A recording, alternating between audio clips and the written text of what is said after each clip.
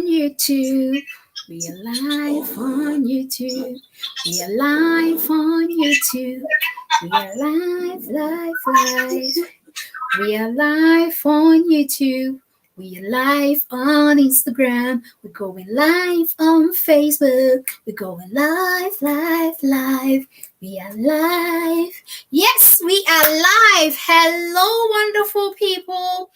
Good evening to you all. It's another weekend. Today is a Saturday and it is Diamond Lady Show time. So tonight, our topic is all about parents' choice versus the child's dream. Hello, once again. I am Diamond Lady, and tonight I've got my, should I say, everyday guest with me in the name of Patrick. And tonight our topic is all about discussing about children and then their parents, and also children themselves, what sort of dreams they have, and how their parents manage them, or how they themselves land themselves in the dream job. So if you're watching us tonight, don't forget to give us a thumbs up. Don't forget to share this to your group, to your page, to wherever you are. And don't also forget to share our link, because we are on YouTube and we are live on Instagram. Whoever wants to watch us on YouTube or Instagram should type in the name Diamond Lady TV. Please, if you're here to watch us, don't forget to tell us where you're watching us from. I'm going to give Patrick the chance to introduce himself, as he always does. There might be a few new people who don't know who Patrick is. So whilst he does that, I am going to share on my phone to other groups and other pages. Welcome once again, Patrick, and the floor is yours. Thank you, Diamond Lady, and thank you, Diamond people. I'm happy to be back once again. And as I said the last time, I think I'm becoming your favorite guest, which I'm okay with, and I'm happy to. It's a privilege for me as well to share every week, if possible. I've told Diamond whenever I'm ready. I mean, whenever she's ready, I'm ready. So yes, and it's always last minute. So I'm Patrick Ankai Makelu, based here in Cape Coast, Ghana, and I'm the president for Pro-Aid Africa Project and the country director for Bright Future Projects Norway, Ghana, and other projects as well. So I'm a civil engineer by profession, and I'm also a Diamond Lady Show special guest. Oh God, Patrick, you're making me laugh so much. Yes, you are part of Diamond Lady Show completely, because you never ever fail us. Even if it is like 2 minutes for you to say yes, you still say yes, and then you come on the show. So good evening to you all once again, very special people. And just as Patrick rightfully said, our Diamond viewers and our Diamond listeners and contributors, you are welcome to the show tonight. And tonight, Patrick and myself will be discussing the topic about parents' choice and child's dreams. So over the years, there's been so many conflicts between parents and then their children when it comes to them picking their dream job and what they want to do next in life and all that. But before we go ahead and go into the topic, if you don't know me, I am Diamond Lady, and our guest tonight is Patrick. I would like to say a very big thank you to our supporting team and sponsors. So we've got Sister United Foods, where they sell some jollof spice mix, okay? So this is a jollof spice mix. It does not contain any MSG, no preservatives, no artificial coloring, lots and lots of things that most products contains. This does not contain it. It's only made with herbs and spices. So if you live in England, you can find some to buy on eBay. Then they also have a product which is the 10 spice mix. You can use that for your soup, for your stew. You can use that in diverse ways. It's on eBay as well. We'd also like to say a very big thank you to Sister United Foundation for supporting people throughout should I say the whole world, all over the place. Whatever support they need, they are able to help them in one way or the other, or they are able to signpost them. We'd like to say thank you to Sinaka Kitchen. They are Luton. If you're looking for anything Ghanaian dishes to buy, you can order them from Sinaka Kitchen. They give you the very best in meals. Then we also want to say a very big thank you to Sweet Seduction. Then if you want to spice up your love life, your relationship and all that, find them on Instagram, and their sweet is a triple E. Their name is running down below on Facebook right now. But we would also like to say a very big thank you to Mama Z European Shop. They are based in Ghana as Sunyani. They sell everything keto and everything healthy. So you can go and find them. They sell products from America, Canada, UK, all over the world. Okay, you can find their contact number. We'll put it out there as well. We'd like to say thank you to NK Pizzles. If you want to do everything, videography, photography, you need to contact them as well. Their contact number is running down below. There is also Buffrot Mix from Sister United Foods, which you can find in Ghana. We'll put their telephone number out there if you want to contact them. And then you could also buy from us here in England. We are on eBay. So I will leave all others and we'll talk about them later. Oh, let me just mention St. Maya Dryline Limited as well for supporting and sponsoring us all the time. If you like us to run an ad here and then you like to support us, you're more than welcome. Just DM us and we'll tell you what to do next and what to bring to us. So to tonight's topic, I know this is a very big topic, and somehow in my own life, I have experienced it. That is why it is a topic dear to my heart as well. So the topic is all about the parent's choice and the child's dream, okay? And I think we'll be mixing it with English and Chi. So sorry if you don't really understand Chi. Say, I was here your chrome kasakakra at the fra. So they be a boy your chrome phone. So young boy more motebro from Kwao. Your name Salmon for her more shall monte your chrome kasa. But still we will mix it together, the English and the Chi. So and probably mo young bofra omuko school. Who saw muko school drew pempensuo bino, natures a quaco drew say, or sir, yet you a quaya or mo per said that to be on person ye, say be or ye trainee, say be or ye doctor, say be or ye nurse, say be or to aeroplane, say bia. I mean, power pie, no cry, ye juma. Send ye maybe a chilmunagan on way, almost say, a juma, ye juma. Power pie, Juma, just a BBI, Juma, as a mammy came. BBI, Juma.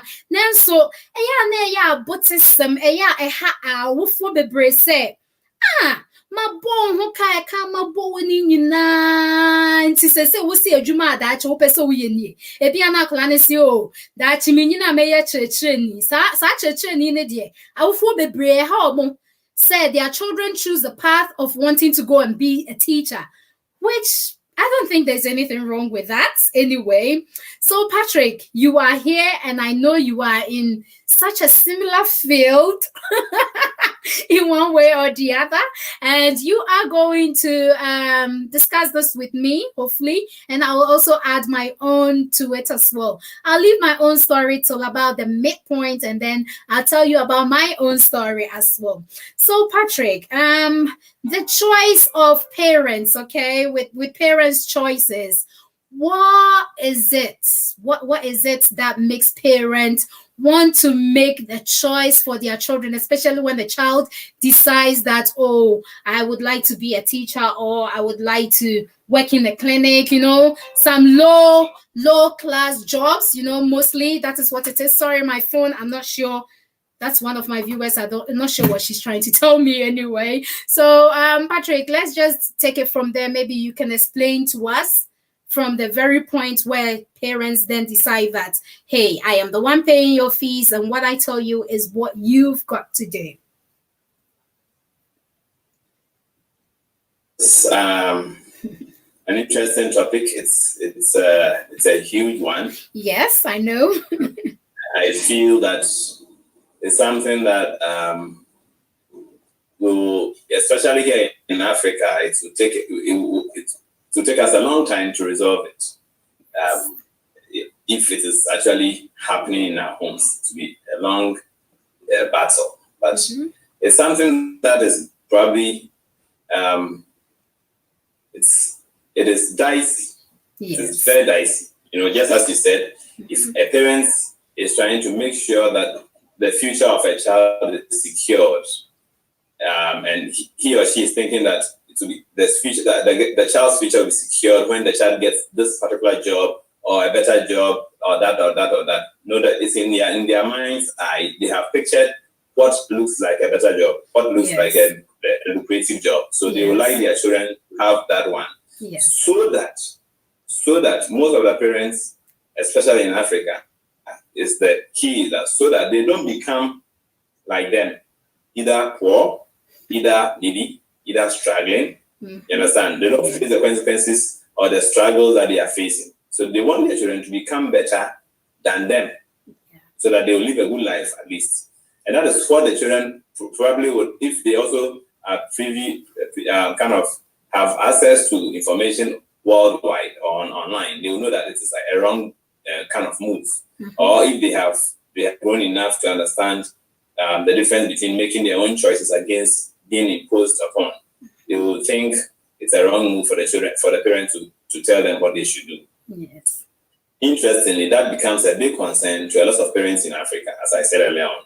When the children begin to decide to do what they want and not what the parents want, there's always a friction. There's a fight in the home. Yes. Because then they might actually choose something that the parents, from experience, are aware that it might not work, or they will not get what the parents want them to get, or they will not become better as the parents wish them to be. So, for instance, I am also sure few of the children in Africa would dream to be like Kaya. But from a craving over Kaya, Aminina, Pedamia Kaya. One opera over Kaya, probably, or another power pa. Over one, either one parent, yet why a power pa. Yes. Another one about sick and one way power pa. Something in their environment must affect their choice. And because of that, so when you're feeding now, I think I'm a brand brands must change them. That's a day. You understand? Yes. But they also think they see their parents and they enjoy what their parents do. Of course. It's a like you see your parents carrying a load, you think it's nice. You understand? That is no, what I'm carrying is not nice. That's not what I want. Admiration. They are just admiring their parent. Yes. So it's a huge battle, and I feel it's worth fighting as well. So now it depends on how the parents will reorient the children, so that even if they are not going to buy into his or her dream as a parent, they will buy into a dream that is better than what the child might be thinking. And so there's this issue of being imposed upon and all that. Yeah, my family, if you will be so there, more true truck. Oh, bro, man. Of course. Yes. So from that onset, the parent becomes worried about try the baby so that the child can see something. That's one bigger issue, especially we are talking of our world here in Africa. Yeah. Out there, the different case. Out there, the human right level and the systems are working and glass and wire and stuff. Yes. There, you can't even impose on a child because the child can easily. A child's right. Yes, that's the child's right. You might get, and here in Ghana, there's child's right, all right, but it's not going to work. It's not that effective, maybe. Yeah, sure. I mean, the child doesn't even know, even per their right. They don't even know what their right is, actually. So take you to think of, I'm taking my mom to court, or I'm going to report my mom to the police. I'm going to report my rights authorities and all that. Yes. They don't know. If they are taught in school and they are growing up with it, or something that they learn about it, then they can say we are going to fight for our right or something, or we are going to make sure our parents will not impose on us. The other key issue is that the environment we are talking about, our resources are limited. Now, it doesn't mean the country is poor. I mean, all these leaders we're seeing in our country, they know Africa is not poor. We have the best of natural resources, from forestation to agriculture to gold. We've got it all. We've got everything. We have all those basic ones, but we don't have the know-how to put these resources to use. I mean, we've been trained in school and all that. We still employ foreigners to come and take care of some of these things. And it's funny. It's a funny world we live in Africa. It's a very funny world because we have oil. It's that you cannot buy the rig that is used to drill oil. Yes. The oil that we drill in Ghana, 10% is about, those days was probably more than $1 million or so every year. We can't buy the rig. Yes. We can't buy it, and we can't. It's as if we can't train our own people to even man the rig. So it means we can't do anything. Yes. If these resources are not being put to use, how children going to dream about these things when it's like they all look foreign. Man, a rig look foreign, and working in a ship probably look foreign. Everything look foreign, So the children are only dreaming about probably what they see in the environment.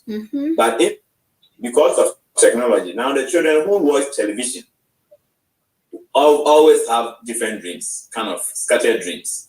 So my child, for instance, I've heard him saying he wants to be a policeman. You know what came to my mind?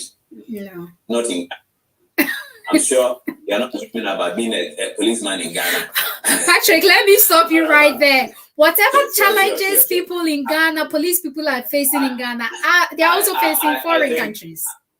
I was going to wipe that away in the spirit. You understand? So, law abiding. Your child wants to put people in the law abiding procedure. Please, you don't have to wipe it. It is good. It is good. But do we have the systems that it will work? Are their conditions safe enough? Okay. I mean, even in the foreign lands, we know what is happening. Yes. I mean, if the lands there, they have the apparatus, future apparatus and all that, are even being shot and killed. Here, when they only recruit you as a policeman, the rest is your life. Have you been a policeman before? Don't just say what you are seeing. What I'm seeing and hearing, it's like, it's too much. What I'm saying is too much. Well, that is just for the policeman, he said. He said he probably dreamt about 1,000 things at even probably when he was growing up.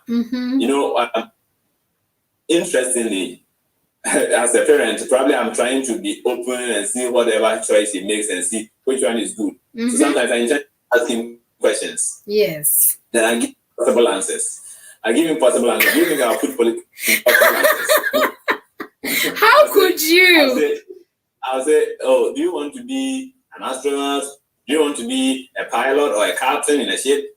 I choose those ones. Why do you also mention teacher, artist, dancer, singer? Sure. No, those ones I don't mention them. I'm not there to suggest to him. Obviously, I'm not going to impose on his right. Yes. I was just asking him questions. Okay. But I was being biased in the questioning. Yes. As he's growing up, he's making a lot of choices on his own. Like, I want to do this and all that and all that and all that. So I probably will have to allow him. I have gone through it, just as you said. I've gone through it. I think my dad had an engineering background, sort of, and so he when I was young, he used to help me draw buildings. Okay. I became very familiar with drawing buildings, and I was kind of good in drawing buildings. I was a little good also in drawing cars and buses and vehicles and all that. But I was very good in drawing them, designing. So when growing up, I don't know how it came in, but I bought into I think what happened was that my dad saw me that I was good in drawing buildings and encouraged me to pursue construction in school. And so I felt like, okay, no problem, let me just go for construction. I went for construction and I enjoyed it a little bit. It was okay. So I pursued it at the HND level as well. Yeah. And I did something. So my father was okay with it. Until one day, I went to him because I was having a lot of other ventures that I was doing. I was doing a lot of business supplies, construction, after construction cleaning, deep cleaning and all that.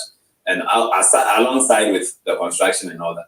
And he saw me and he saw, initially, I was doing more of supplies and other business, which was far away from construction. I had not even started construction work. And he said, Patrick, also you're good with business. Tell him my business. So then I knew he was even confused. Okay. So he was, but now he saw me, I was good at business. He was thinking he made a mistake, encouraging me to pursue building construction or civil engineering. So I have had that share. Yes. I feel that parents should not impose on their children.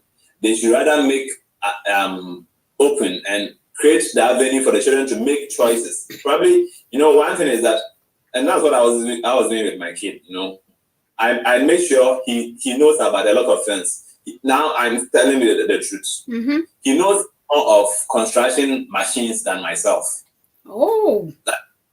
Knows the name of I don't even know the names. Like he knows about the crane, he knows about the digger, he knows about the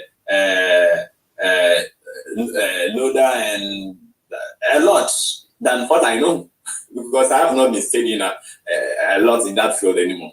But he kind of watch movie or watch cartoons and all that, and he has learned them, off by heart. Yeah. With them, I don't know what that love for those things will do for him, but he's free to dream. Yes. He's just free to dream anything. And I have my own wish. I don't know. I wish he might be flying a plane. I wish he might be. I'm not saying I wish that he might be an engineer. If he wishes to be an engineer, it's his choice. Yes. If he wishes to ask him whether he wants to be a doctor, he said, it's as if whatever you ask him, he will say yes. Few things that you ask, he will say no when he has no interest in them.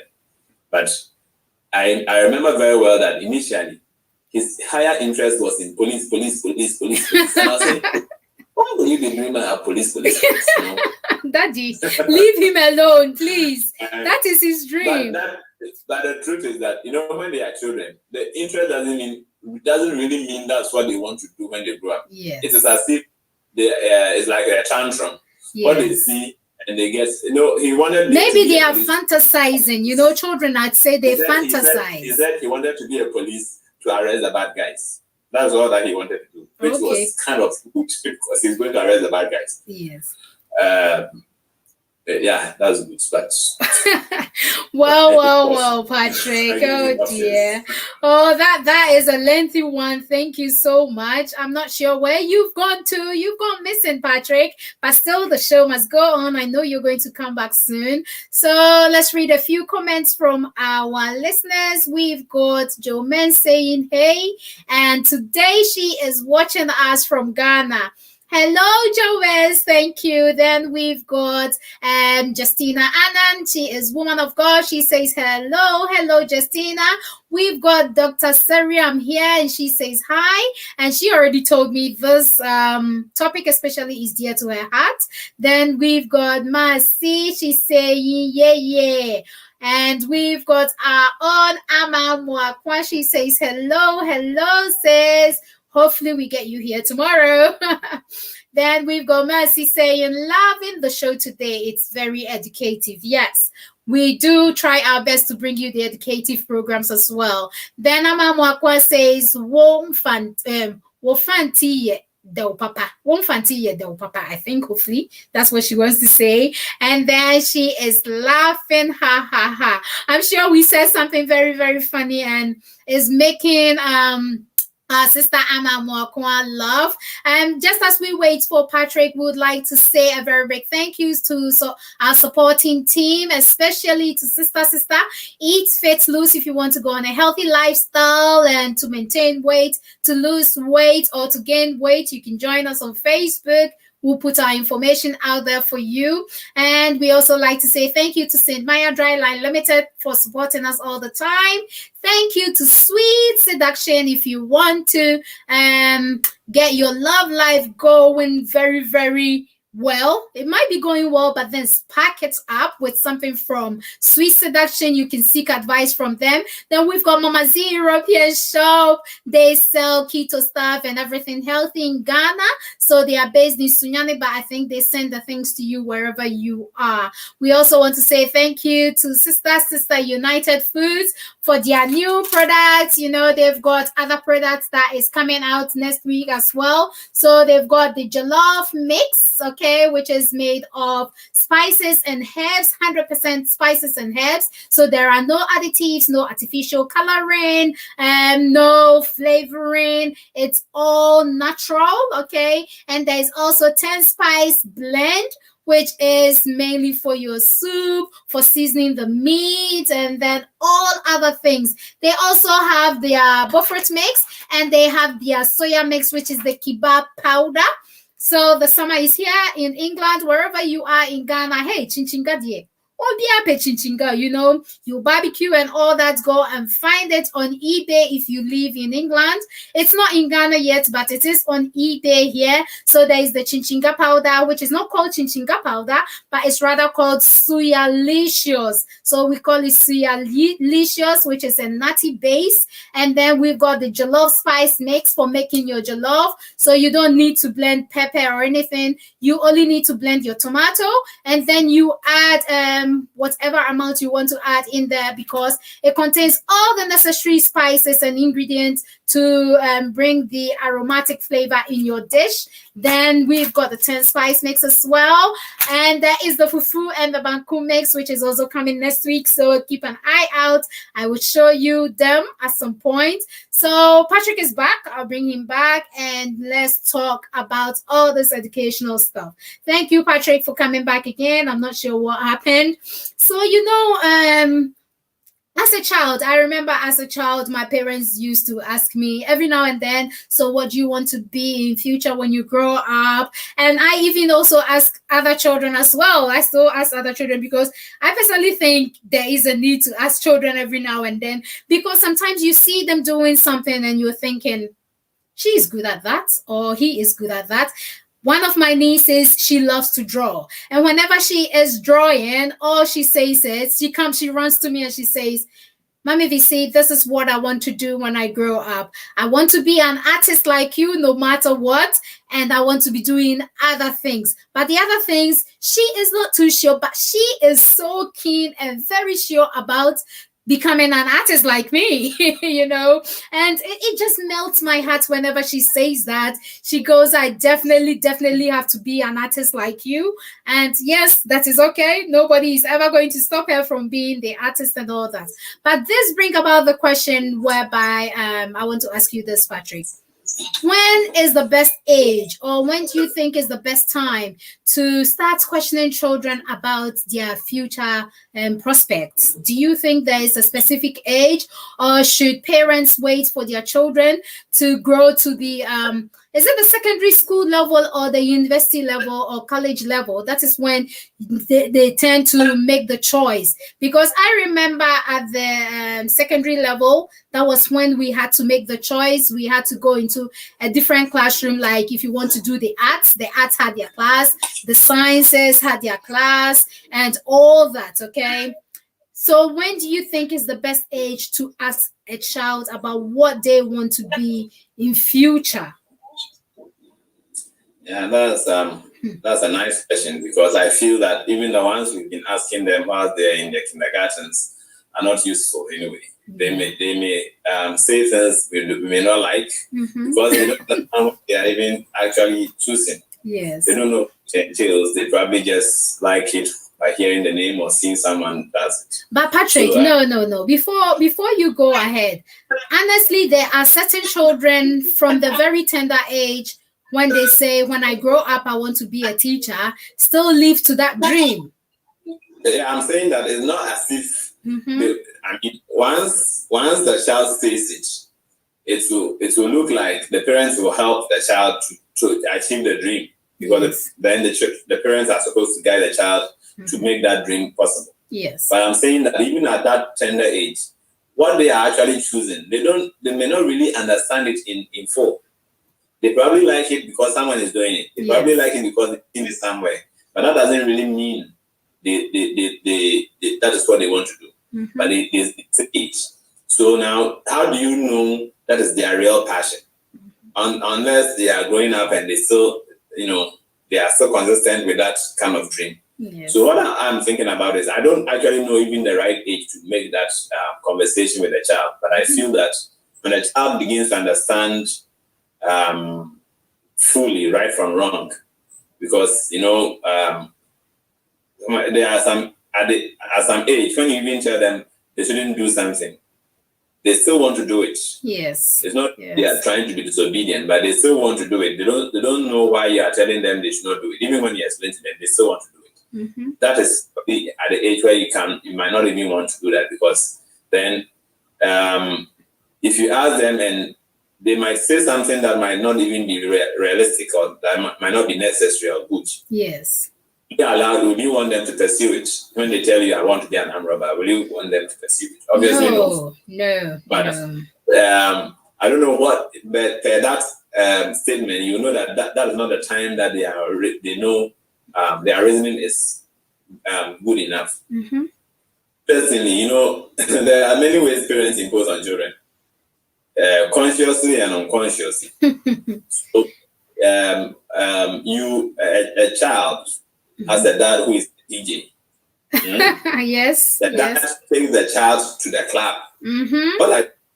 What are you doing by taking the child to the club? Unconsciously imposing, making them get involved and enjoy it already. He sees you doing this, that, and all that, and doing this jogging thing, and he feels it's nice. Yeah. And of you course also it's nice.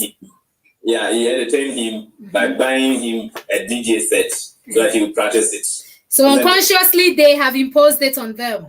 Yes. When you do that, it's unconsciously you are making them align to such activity, and they will now buy into the passion for it and all that, and they will do. It is not wrong if they still do that by their choice. But the whole thing is that you didn't give them the opportunity. If you didn't give them opportunity, or how do you call it, the options to make choices from, it's like you have pushed them to one scope.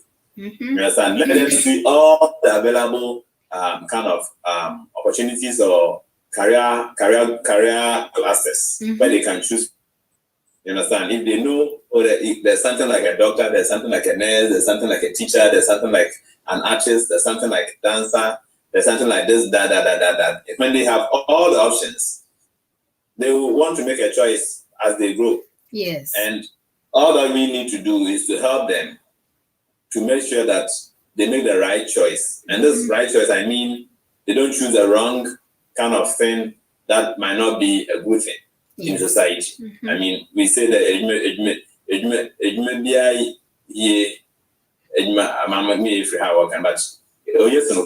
yes, my mom always used to tell me that all the time. She says,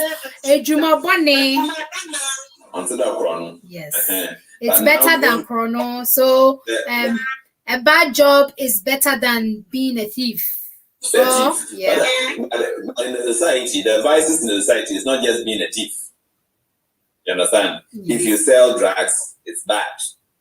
If you do bad business or take bribes, it is bad. So what our children going to pursue that we want them to still go ahead? We have to guide them as parents so that they will make the right choice. It doesn't mean we have to impose on them. When they are making the wrong choice, we tell them this is not good in the society. You understand? sometimes it's not even child that is not good in society. When it is good in society, but they don't know what it entails. You guide them that when you want to do this, it means you have to study this. It means you have to study this. If this is what you want, you have to study this. And the child will know, okay, if I want to be a doctor, I have to go through 6 years of a university education, probably 7 years of university education, become a medical doctor. Mm-hmm. And the child will say, okay, do I have that time to do that? Will I be able to wait? Do I have the mind to study biology for this amount, for this time, and to study this and all that? Do I have passion for being a nurse? Can I stand the side of that career that has to deal with human beings and wounds and all that? If the child will know what the environment looks like, the working environment, so that the child will choose. If the child is interested, what you do is you can give the child opportunity to see how that work or that career choice looks like by taking the child to the site or to the place where that work is being done. So if an engineer, he goes to the engineering field. A nurse or a doctor, you go to the medical hospital or wherever you might see, he or she might see a mentor who is doing that, then the child can make good choices. So I feel that from the age of 8, okay, from the age of 8, it is okay if you have conversations like that with your child, because then age 8, the child might be either in primary 2 or primary 3 or something like that. He's in Ghana, for instance, at primary 6. Obviously, he will have about 3 years more to enter the junior high school. Most of the basics for what they want to do are finalized in junior high schools. Mm-hmm. They cannot make the choice. They cannot wait till they get to junior high school before they form it. However, even up to junior high school, third year, they are still doing general courses. Yes. But in junior high school, they are part of the courses that you might choose. Yes. But when it comes to pre-tech, some choose vocational, some choose arts, some choose technical and all that. So then the child should have developed some interest before getting there. Mm-hmm. And I feel that age 8 is good to have that conversation more and giving the opportunity more and all that, so that the child can formulate what he or she wants to do in future.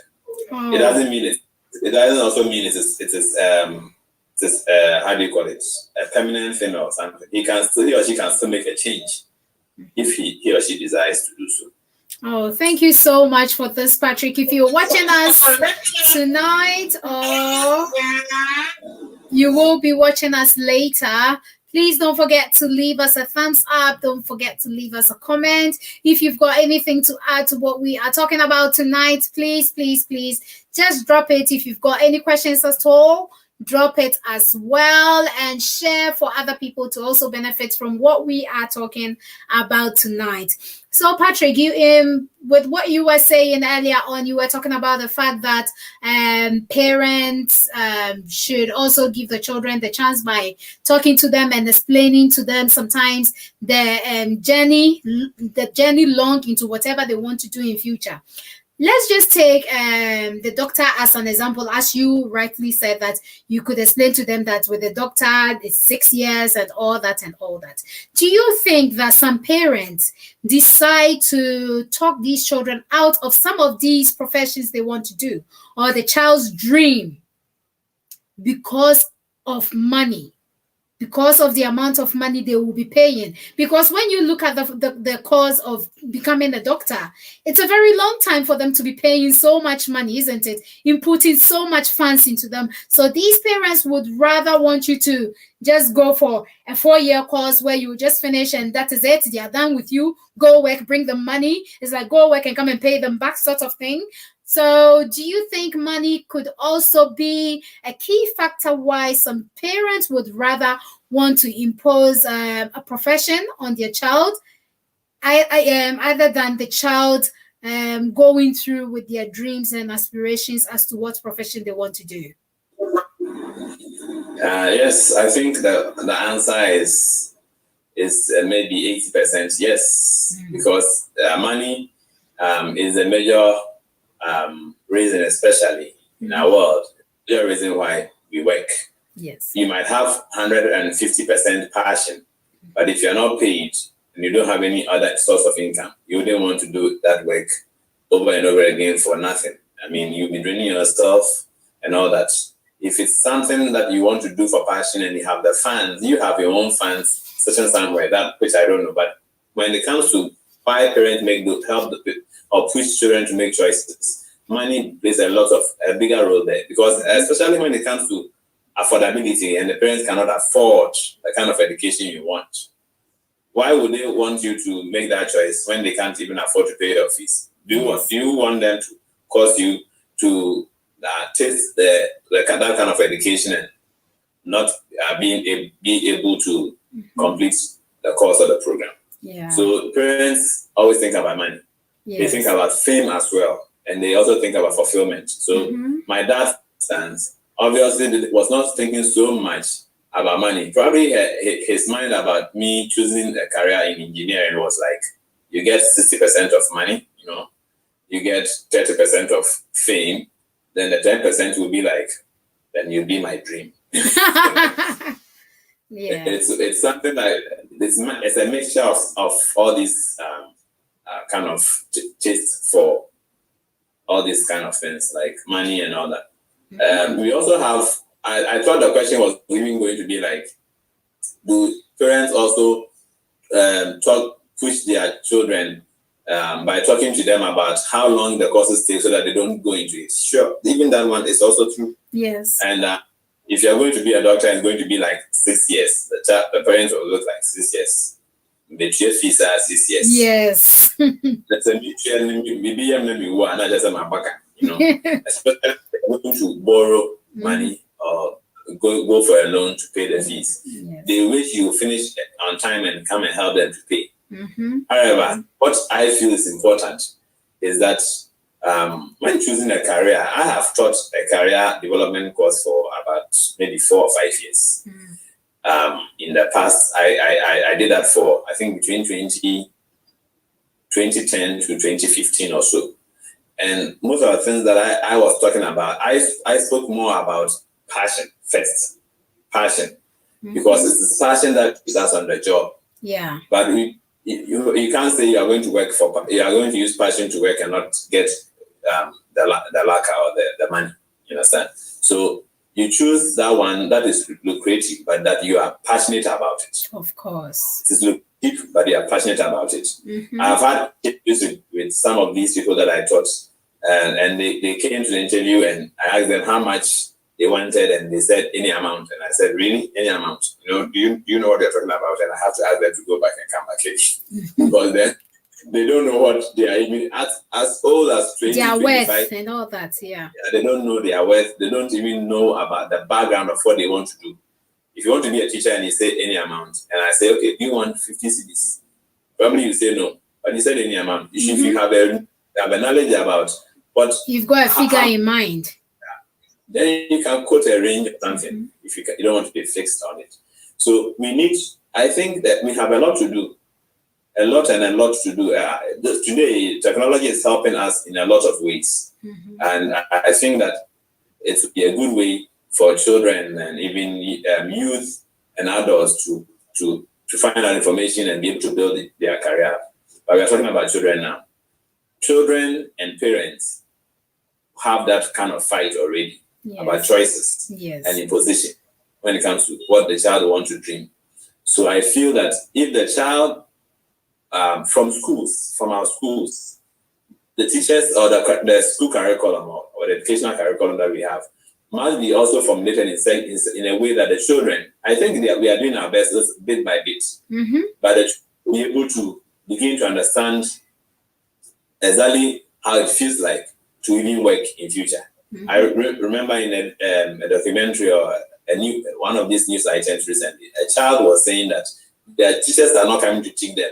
How will they grow up and be able to work and feed themselves? A child grew up probably about 8 years or 9 years was saying, and I was happy to hear it. In fact, probably the whole Ghana was happy to hear that, because they want their children to be smart, to know what is happening in their world, and to be knowledgeable about what consequences they will face if they don't get the resources they need. They don't get the teachers to be teaching them. That the teachers were actually on strike, and they were agitating for the teachers to come back. Yes. Probably the government will have mercy and help the teachers, pay them what they need so that the children will have their lessons.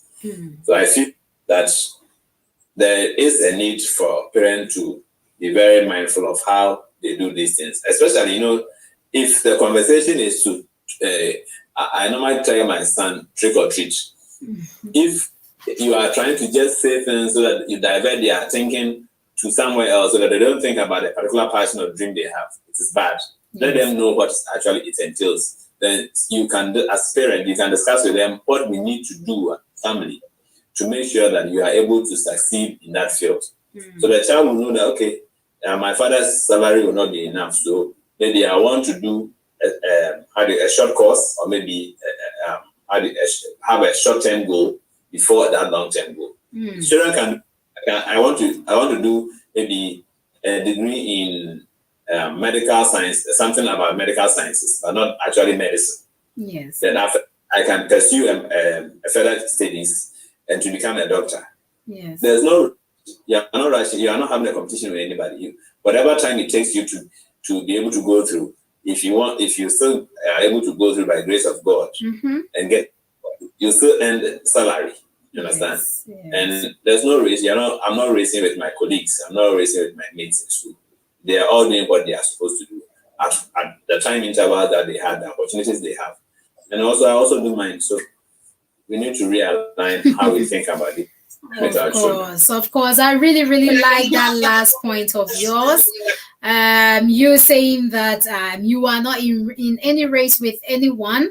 So even if you have to do something shorter and then come back to continue at some point to gain exactly where you want to be or the profession that you want to be, that you thought of since childhood, I think is a good point, honestly, because obviously education has no age limits, because you see very, very old people in the past, or we still see videos which come around where they show people who looks like they've finished giving birth and could even be having some grandchildren who are still in uniforms, and then they are going back to school. They've gone back to school to pursue an education or to pursue something they could not gain as children, or they had to put a stop to because of certain circumstances they find themselves in. Well, going forward, I wanted to talk about the fact about the economy. Do you think that parents, as we used to say, they said, I'll say this in Chi, says, penny akola jina honom a onkoto say aba na say bibi akola de ote honom na ne ma mete honom na ohun no akola jina ho a oye ne say wo future no already, but then as a parent they have foreseen the future or something of that sort. So do you think that the economy, parents tend to sort of comb the economy and then try and find out what was up somehow? Or do they tend to use their archaic knowledge or archaic mind? That is how I'll term it, because in the past there were certain things that probably they thought that, oh, this is the best profession they could have done, or this is something they couldn't do, so they want to portray it into their child for their child to do it. Do you think the economy, that should actually be my question, I should frame it around that. Do you think the economy is impacting on these parents, and then that is also wanting for them to stop their children from dreaming big or going into a certain profession at all? It's a perfect yes. The economy is probably the major factor for all these things. But just as I said earlier on, I gave that one 80%. Some parents also, in some homes, where the parents might actually have the resources available, certainly might have money enough to take care of themselves. They might not really think so much about how much their children will be earning if they are able to do that program. Yes. They'll be thinking about the fame and about how popular or how successful their children will look like when they are able to complete such programs and pursue such careers. So 80% of the decisions we make down here or in Africa or probably over the world is based on finances, is based on the economy. How the children will be able to pay or get the funds to build their home or buy a mortgage or something, buy a car, live good, take care of the children. Everything has to do with the economy when it comes to choosing a career. Yes. So I still stand by that. I feel strongly that at least 80% of the decisions made concerning what to pursue, the career, the program choices to pursue in school and the career choices, they are all based on the economy. Oh, thank you for this, Patrick. You know, I'm going to use the pandemic as an example. So just when this pandemic began, as it went on for a while, I just said to myself, this is actually an opportunity for growing children to make the right choices and the right decisions as to what profession or what dream they should be dreaming at the moment. Because when this pandemic came, okay, lots of people lost their jobs. Even here in England on TV, they showed a few people who were sort of like engineers, and they've become homeless and sleeping outside because their job needed them to be in contact with people and their job needed them to be in the office. And if they don't go to the office, that means that is the end of their job. They have to be not redundant because nobody is paying them that redundant money. They had to pack their luggage and bags and go. And obviously they couldn't afford the life they were living and all that. But as we as human, for all you know, just this pandemic is the first time where certain people, most people are actually hearing the word pandemic, because pandemic is not an everyday word. And then lockdown is also not an everyday word as well. So it became a bit of a shock to most people, especially having to lose their job or having to work from home, and some becoming homeless and not having money to buy food and do all sorts of things. Do you think that as parents, they should start advising their children and then trying to foresee the future? I mean, hopefully, touch wood, we don't meet any other pandemic in our lifetime or anything of such situation. But then do you think parents should be looking at this and be using this to guide their children, or should be advising their children along that line so that when they are thinking about their dream job or their profession, they will consider that as well and say, well, if I'm going to do a job, I should be able to do a job that I could work from home at some point, or just in case anything strikes, I could still be gaining money from what I am working with. Yes, I feel that this pandemic has actually opened our eyes a lot. Yes. So personally, I lost a lot of contracts because of the pandemic. Mm-hmm. And in fact, initially in 2020, it was like a dream. I was thinking, oh, maybe because I thought it will get better. The worry was low. Like I didn't worry too much. Until this year, I realized it's still affecting me. And I said, really? Is that what the pandemic did to me? Like I was like dreaming. Mm-hmm. And I said, well, it has really affected me. And because of my field and the things that I do, it involves a lot of traveling and receiving people from abroad and all that. So those people were not coming, So they were not patronizing the things that we also did. And locally, the contacts or man-to-man contact was also reduced. Schools were closed, and so it was like, oh, I'm not. It was like I'm also jobless, Yes. I don't know, but so to some extent, it's really affected me. I in Ghana, the pandemic wasn't like back up there in Europe and America and other places. Yes. It wasn't so severe like what you have there. So we still had opportunities to work. Mm-hmm. and that it was not just man-to-man contact, but we're still having some opportunities to work or probably to go out. Lockdown was not for a long time. It wasn't even for probably wasn't for a month. In Cape Coast, there was probably no lockdown except there were some restrictions and all that. So what I saw was that people here who were handymen, who were skillsmen, who had skills, were working, were eating. People who could also sell were also eating because they were selling. Selling was allowed. So you see people on the street selling nose masks and all that. Yes. And those who benefited a lot, probably I would say those who were in the fashion and design field, they were still making clothing, designing clothing for people to wear, designing nose masks, designing bags and all that. What about food? I think food as well, because people have to eat. Food was also okay. Food had a setback a little bit because then when travels were banned, some of the areas didn't get food enough as they used to get. And importations were banned as well. So food that we normally import were also not coming in and all that. But at least locally, we could get some food to eat. Yes. Except during the lockdown where people were not able to go out to buy food and all that, and it was creating chaos.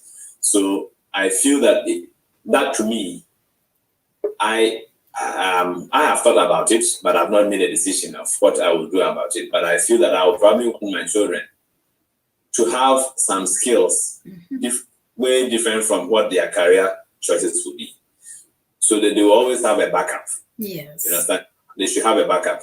If it's not a skill and they still have a backup, it's still okay. For instance, if he's a doctor or maybe a teacher or maybe a nurse or maybe a construction man or probably an engineer, and he has a business aside that one, at least hand in hand, it will be okay. If something happens like 100 years to come, if you have another COVID, or maybe God forbid, hey,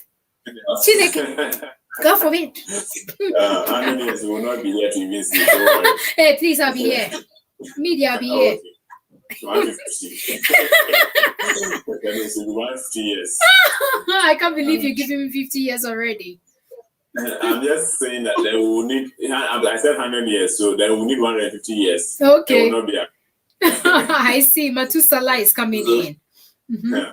So I'm thinking that we need to orient our children or reorient them as they grow up to make choices. I think they normally call it a double stream income or something. Nowadays they different. Like another stream of income. So they don't depend on one at a time. They may have the skill and might not use it, but in case of such issues or such situations, which we have said God should forbid, which we are not God, and we may not know what to do. In case it happens, because they have another skill, even though they are not using it, they will be to at least apply those skills and make ends meet.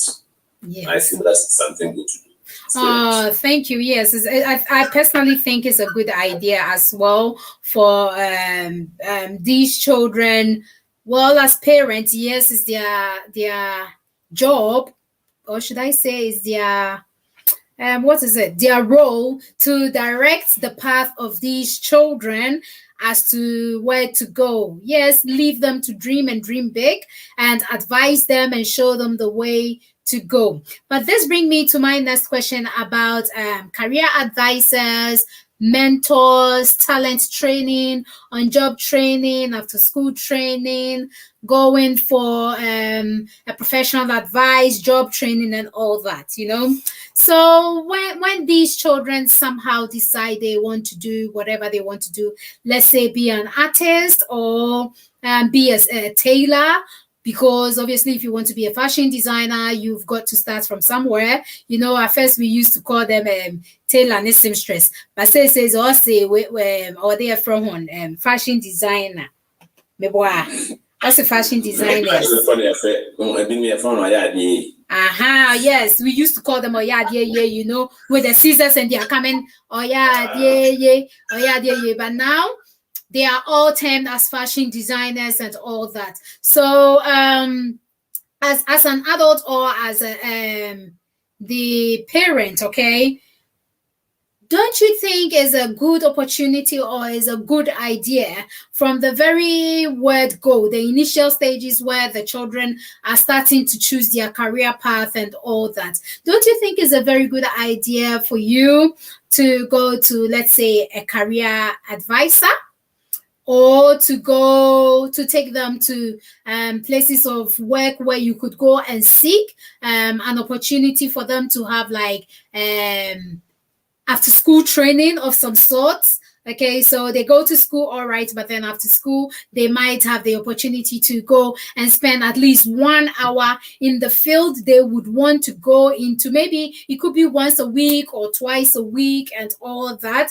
Or maybe you could take them to a career training mentor or something, just to discuss exactly where their future is going with what they have chosen. Do you think that would be a better idea and a better choice for the parent to help in directing them to make the right choices? I'm just kidding. It's a perfect yes. You know, after teaching the career development course for some years, I don't feel there's any better decision that the parents could make when it comes to helping their children get used to trainings and seminars and workshops and opportunities where they learn about career development. So the child, if there are options like that for children, even around 8 years and above, maybe 8 to 12 years, it would be a good thing to do. If there is opportunities like that for children to even attend programs like that, career choices program and all that, it will be a very good thing to do. And it will help them, it will open their understanding and kind of minds and help them to, you know, fashion their lives in a proper way as they grow up. It's not something that we want to play with. It's an important thing. It's an important resource. This is a huge resource. Because when they're able to do it, some of the things that the parents will suffer to do, these children will do it on their own. They will think on their own, make plans on their own, set goals on their own, and then they will be able to develop their own careers as they grow up. So parents, we should have interest in such programs and resources. That's all all right, maybe we should be talking to our government, especially back in Africa, to build such sectors.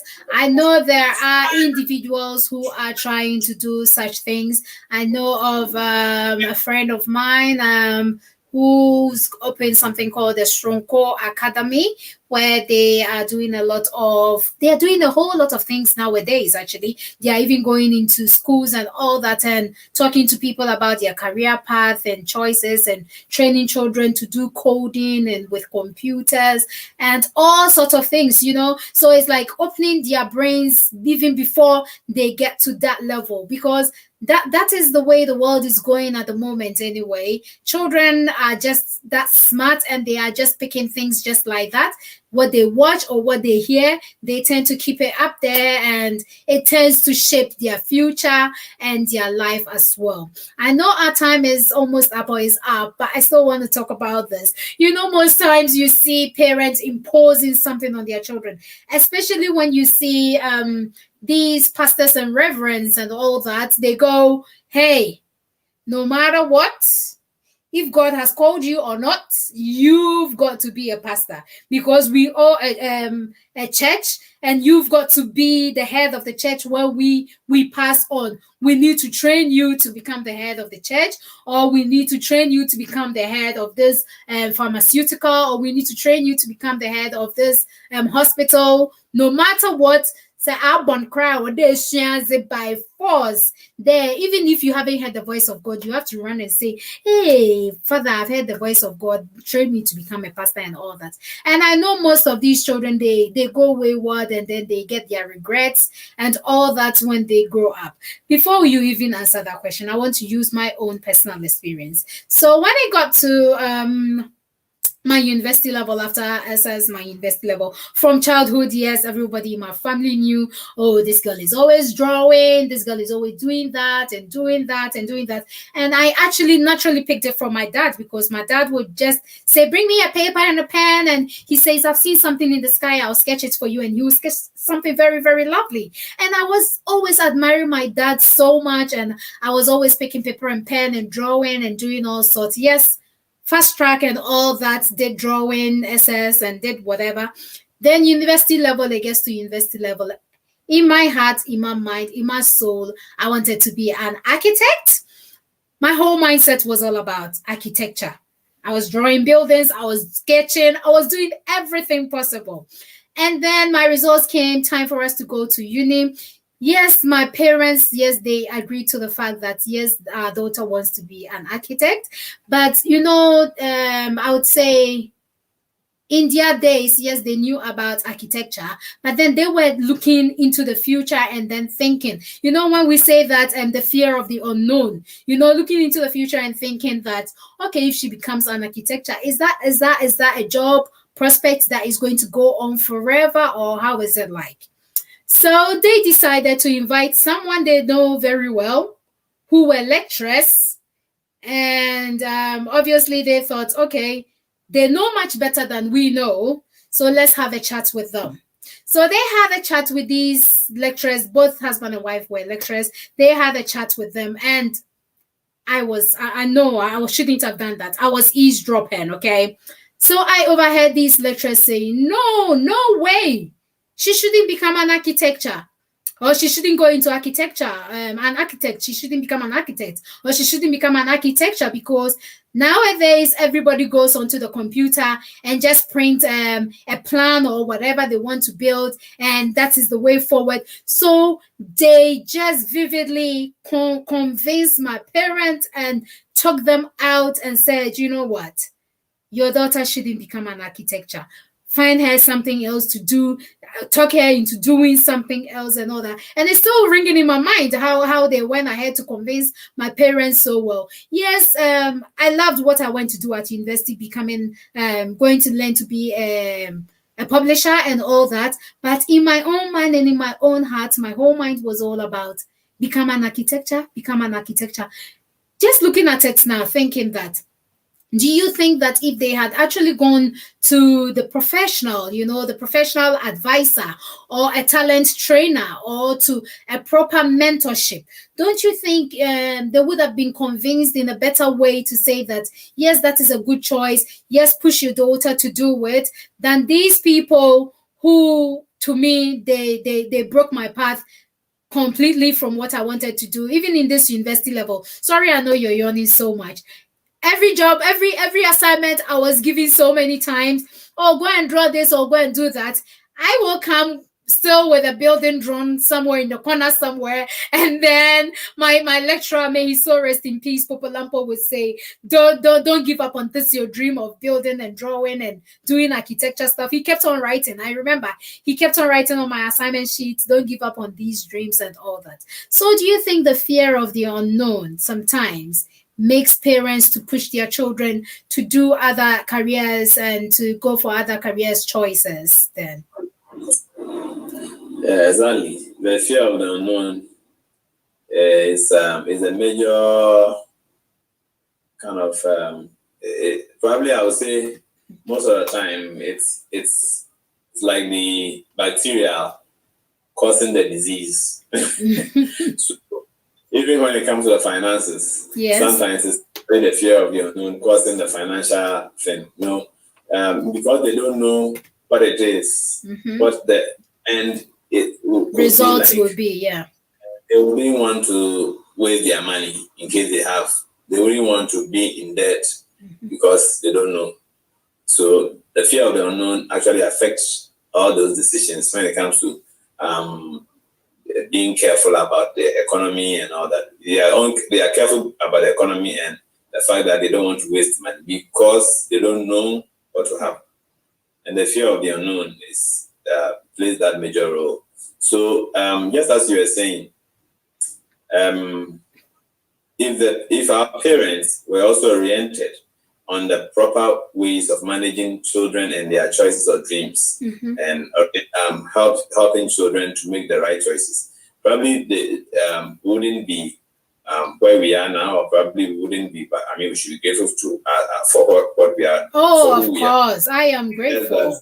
Maybe would have had a different thing altogether, but once we know better, we have to do the right thing and make sure our children will probably have all these opportunities to learn, and when we have to have the time to help them and encourage them, isn't it? Encourage them. Sure. Don't put them off. Sure. So we help them develop all the skills that they want to develop as growing up, so that it wouldn't look like when they were trying to draw, we were not interested. When they were trying to write, we were interested. Then they begin to think writing is important than drawing. Yes. You understand? Coloring is not important because maybe we don't like coloring. No. We have to be interested in all that they are interested in. When we know, they will still have to grow up and make their choice. Yes. You understand? And help them make anything that the child is interested, which is good. We should support them. Of course. And we shouldn't make a decision on good or bad based on what we feel or what the society feels, but what is actually the right thing. May you soften to no matter what. And you know, sure, things have happened over the years. Like family businesses have collapsed because children were not interested in those family businesses. Now, why would you build your business around your the children? Fact that you come and buy into it? If they actually and you have a pharmacy and the child is doing engineering, it has nothing to do with pharmacy. They try to divert their path. Yeah. So you, the parents, should know the proper ways of managing your business and not necessarily bringing your children into it. Change management has nothing to do with your family. You can be your family or can be an outsider. The important thing is that legalities and procedures are followed, and the company will continue to thrive even if your children are not interested. They might have it as a family business and benefit from it, but they don't need to necessarily be the ones doing the same business. You understand? They can obviously have other options to trade or to have their careers. But so we have a lot to learn and to apply. Parents have to be open-minded and open-hearted and learn about some of these things. Listen, learn, and apply so that they will help their children to make the right decisions. Oh, thank you so much, Patrick. I know our time is up already, so there's no point for me bringing up more and more of things to say. We have said a lot tonight, and obviously people can go and do a few research here and there and all that. So Patrick, I will give you the opportunity to say your last words and advice to our listeners, our Diamond listeners. My last word will be, this has been a good show. It's an important show. This probably is very, very, very important. It's paramount to our own future as parents, because our children are our future, kind of. Especially in Africa, where we dream that our children will be able to make it in life and be able to take care of us whilst we grow old. This is a good thing to really do if that is our dream. If our dream is that our children will take care of us, we should be interested in helping them to succeed, helping them build their own choices of dreams and careers and grow up and have passion for it and be able to succeed well so that they can, if they wish, take care of us. What I feel is that whatever good we do comes back to us, whether we like it or not. So we should be interested in doing what is good. We should be interested in our children's life and help them and let them be happy. Help them to be happy. And I think that is all I can say for now. Oh, thank you. I'll be happy to come next week, don't worry. You know me, I am always attacking you. Oh, thank you so much, Patrick, for coming on the show. So, if you're watching us now or you're going to watch us later, I will personally like to say a very big thank you to all our viewers and listeners of the Diamond Lady TV and the Diamond Lady Show. So, these are my last words to you all. When it comes to parents' choice versus child's dream, please, you as a parent, yes, it is your responsibility to help them, to guide them, and to direct them in the right path. But do not impose your own dreams that were not realized onto these children. Don't impose onto these children, and don't decide for them. Yes, they may also have their own talents. They may have their own choices. If there are bad choices, yes, you can advise them and then direct them what to do. But then don't impose. My other advice is, if you are having any issues with your children, what they are choosing, and they are not listening to you, there's sort of argument between you and your child and all that, the other way to go is to go to a professional. So you can go to mentorship training. You could find mentorship training and all that in your area. You could find talent training. You could find on-job training, after school training programs. Then there could be job training as well. Then professional advice. Just seek these advice. Take your children along. Let them explain. Sometimes it's rather unfortunate that sometimes when you are saying things to them as a parent, they don't listen. But then when someone else says it, or when someone else explains things to them, they get it better than you as a parent. So please, please, please, if you're a parent listening to us tonight, or if you are up and coming parent, this is our advice to you. Don't let this be an argument between yourself and your child when it comes to career choices. Give your children the voice. They've got a voice. Give them a voice and then encourage them. Don't stop them with what they are doing. In case you see them drawing, you see them trying to cut and sew and all that, don't sit there and then have a face or try to put them off by saying, so in future, this is what you want to do with all the money I'm paying. You know, oftentimes parents say, I am the boss here. I am the one who is spending my money. What I tell you is what you do. That shouldn't be the case. Give people the opportunity, give children the opportunity to grow as well and to choose a career path. Your best is to advise them. Your best is to direct them. And your best is to probably agree with them that maybe each week I'm going to give you the chance and the opportunity to spend 1 hour or something in the field that you want to go. Let's say you want to be a teacher. Yes, I'm going to talk to other teachers and see if someone has an hour to come and get you there for you to see how it works, so that you yourself could make your own choice and your own future career path could be picked from there. So we'd like to say thank you to our special guest, Patrick, again. He is always around. University time, they used to have a point where they called always around. So Patrick, when I call on him morning, afternoon, evening, he's always there. Please, listeners and my viewers, help me say a very big thank you to Patrick, because he's constantly there no matter the time of the day. I would also like to say a very big thank you to St. Maya Dryline Limited for supporting us. Thank you to Sweet Seduction for supporting us as well. Thank you to Vinci Collection. Yes, very soon our collection will be coming out. I know it's delaying, isn't it? Thank you to Sister Eat Fit Loose if you want to go on a healthy journey, healthy path. If you want to put on weight, come, we'll help you do that.